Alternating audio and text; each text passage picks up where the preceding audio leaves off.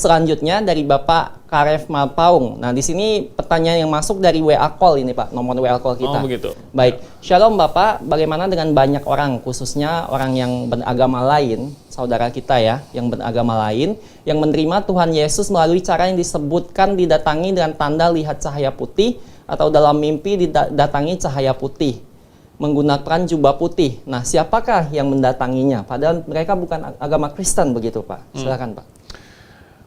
Ya, jadi memang ya ada beberapa kesaksian di mana orang macam-macam ketemu yang putih-putih ya.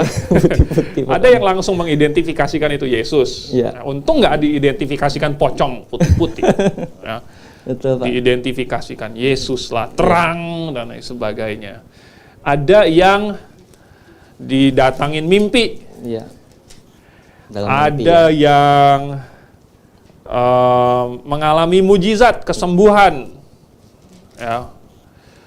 Ada yang mengalami kecelakaan, katanya ditegur dan lain sebagainya, mengalami musibah dan lain sebagainya. Pokoknya macam-macam dah. Ada yang near death experience. Near death, ya makanya yang kecelakaan atau apa. Betul, gitu ya. Yang hampir.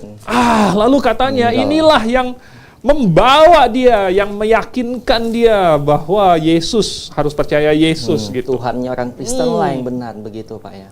Ya, bagaimana ini, begitu Pak? Hati-hati, ini sangat berbahaya. Ya. Contohnya tadi yang ditanyakan secara spesifik aja, yang putih-putih ya, apa jubah atau tadi? Jubah cahaya. Jubah cahaya, oh ya, putih-putih ya. Nah ini siapa ini? Memangnya kita kenal. Ya. Ya. Tahu dari mana itu adalah Yesus? Betul. Ya. Karena setahu kita di dalam Matius pasal 24 tadi ayat 23 24 Tuhan Yesus sudah bilang akan ada Mesias palsu. Ya. Jadi Anda atau kita tahu dari mana yang putih-putih itu siapa? Ya. Kalau dia ngaku-ngaku Mesias, Tuhan Yesus sudah bilang jangan kamu percaya. Ya. Mungkin bisa saja malaikat Pak, tidak harus spesifik Tuhan Yesus begitu. Oke. Kan banyak kesaksian yang Oke. Jadi katanya mungkin malaikat. Ya. Malaikat yang menampakkan diri. Oke. Termasuk kategori yang lain itu kesembuhan, mujizat dan lain sebagainya. Ya. Ini sekali lagi masih berbahaya sekali.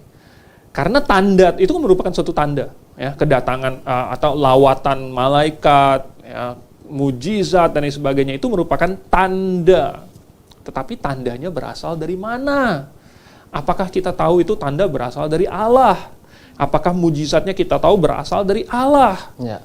Kita tahu Allah masih bisa melakukan mujizat, tetapi apakah Allah akan melakukan suatu mujizat yang akan membuat orang salah paham, jangan-jangan itu, wah ini bisa juga dilakukan oleh antikristus, oleh iblis. Betul. Ya.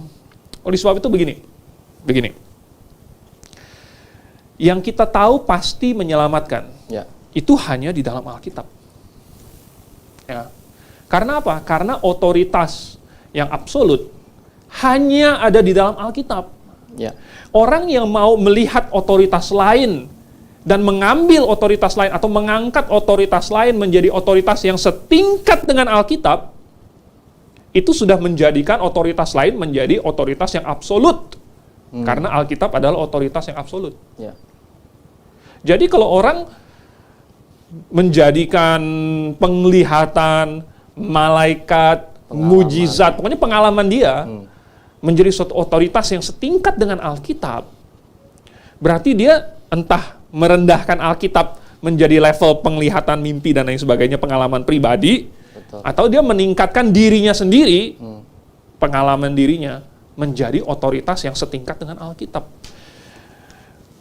Dan itu adalah kesesatan. Saya tidak ragu-ragu menyebutnya sebagai kesesatan. Ya. Karena Alkitab memang menyebutnya demikian. Ya. Dan ini merupakan metode di mana iblis bisa masuk, yaitu kalau orang dibawa keluar dari Alkitab, lalu masuk lewat pengalaman-pengalaman subjektif. Ya. Kalau dia hanya tetap pada Alkitab, sulit untuk disesatkan. Kenapa? Karena Alkitab ini sudah benar. Ya. Kalau mau disesatkan pakai kebohongan, nggak bisa pakai Alkitab. Betul. Karena Alkitab adalah kebenaran. Oleh sebab itu, kalau mau disesatkan pakai kebohongan, dia harus dibawa keluar kepada suatu kebohongan, lalu kemudian kebohongan itu harus dibikin bertanda, bermujizat supaya orang percaya. Begitu. Ya. Baik. Jadi mungkin atau tidak iblis mengirim bawahannya Ya.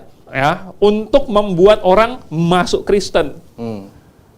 Mungkin saja, karena masuk Kristen tidak berarti orang tersebut diselamatkan. Diselamatkan, betul sekali. Ya, orang bisa dibaptis tetapi nggak benar-benar diselamatkan. Orang bisa datang ke gereja tetapi tidak benar-benar diselamatkan. Orang bisa jadi pendeta tanda kutip tetapi tidak benar-benar diselamatkan. Malahan dia ditenteng kemana-kemana untuk bersaksi, ditenteng kemana-mana untuk menyesatkan banyak orang sehingga banyak orang bukan percaya Alkitab malah percaya kepada pengalamannya. Wah, sangat berbahaya sekali ya Pak ya. Ya, oke, sebetulnya. moga-moga itu menjawab ya. Baik, baik. Jadi kalau Anda masih ragu-ragu, ya, Anda ragu-ragu, Anda lihat putih-putih dan lain sebagainya, lebih baik Anda sekarang pelajari Alkitab baik-baik dan Anda imani apa yang ada di Alkitab. Jangan imani apa yang Anda baca, dengar, lihat Ya. yang putih-putih itu. Alkitab aja. Baik.